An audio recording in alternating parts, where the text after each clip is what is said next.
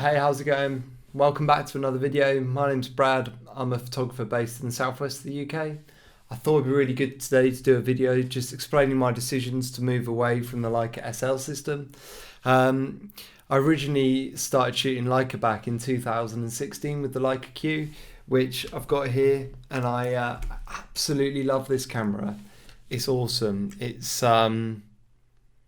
Yeah, it's brilliant, and I've done another video about it, so you can watch that. But this is one that I really want to hold on to sentimentally. It's just brilliant. But anyway, so I went from this camera to the Leica SL, which is their first mirrorless sort of SLR.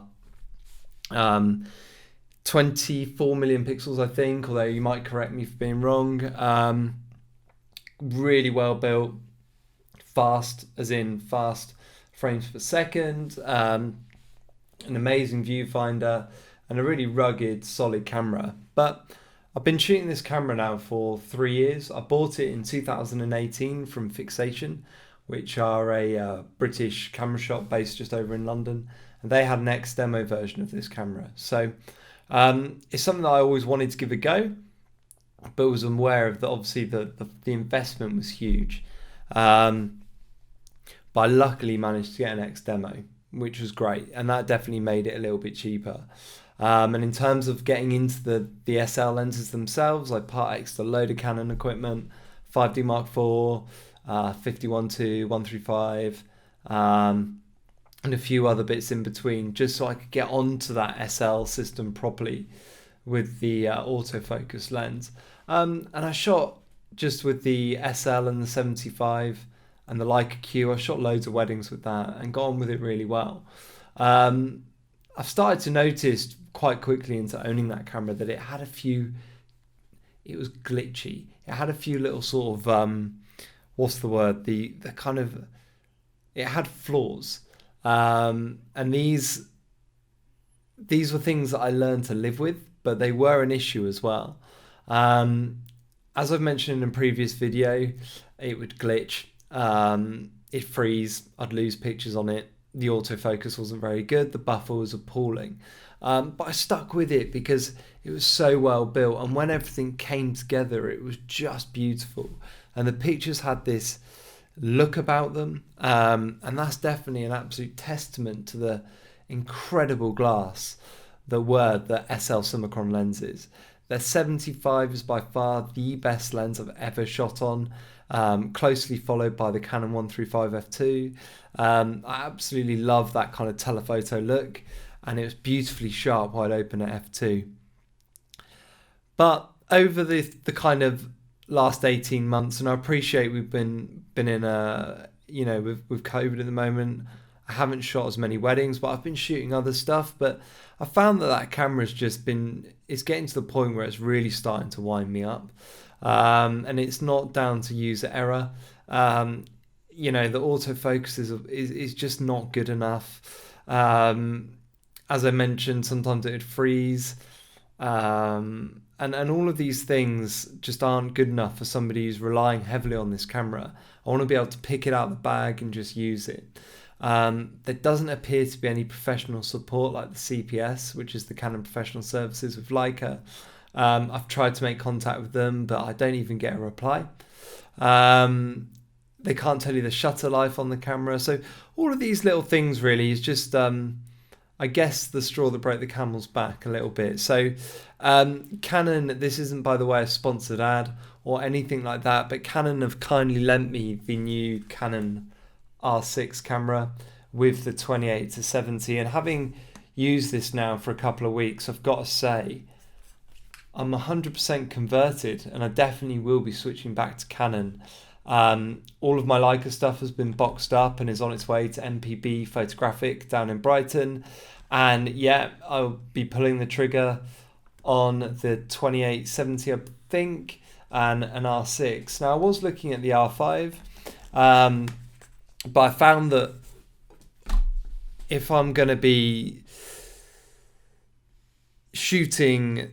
continuing to shoot weddings and large quantities of images, I thought that the high resolution of the 50 million pixel sensor or 45 million pixel sensor 45 it's just going to be hard to manage. And I've never, ever in my entire career ever been asked for an image that's of a higher resolution. For the things that I shoot, I'm not shooting for these big billboard campaigns on 50 to 100 million pixel cameras.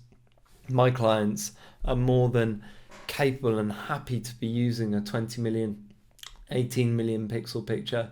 And, you know, I was still getting magazine covers and big double page spreads on a 6 million pixel camera back in the day. So I feel very confident using a 20 million pixel camera. So I'm really excited. So it's difficult to see, but I've been out shooting quite a lot within my local area. I've been doing pictures on spec for the newspapers, and I've been getting on really well with the camera, and I'm super excited. So yeah, it was just a quick video really, just to give you a quick update of what's going on. Hoping to do some more videos, but I'm still a massive fan of Leica. I still absolutely love the Leica Q. I just don't think that SL system is for the everyday jobbing photographer. I feel that for me, I need to be able to rely on the support from the brand if I need it. And with the Canon CPS, I could drop a lens on Saturday and I'll have it back by Friday of the following week. If not sooner. I've sent stuff on the Monday and got it back on the Wednesday. And I think for a working photographer, you need that. You need to be able to lean into that if it's there.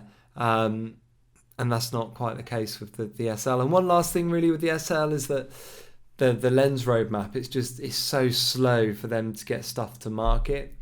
I want to be able to, you know, you just almost want everything to be on the market straight away.